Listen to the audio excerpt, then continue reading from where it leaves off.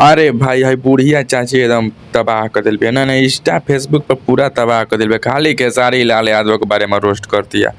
ये बुढ़िया के एकदम हाइप टाइप लाइन में आने ट्रेंडिंग में आवे के बका रे चाची ट्रेंडिंग में आवे के बका खेसारी लाल यादव के भतार बनावल चाहता रू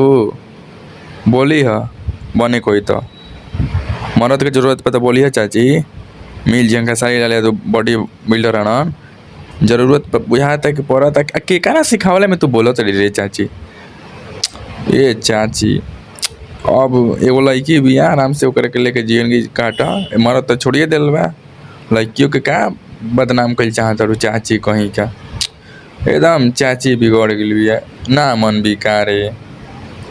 जो समझे के चाहिए कि केहू तरह जिंदगी कटे के चाहिए कटता चाची कुछ भी बोलती है मर्द। अरे चाची सुधर जो ना तो खेसारी आर्मी पड़ जाला जरा पीछे ओकरा के तो बर्बादे कर देला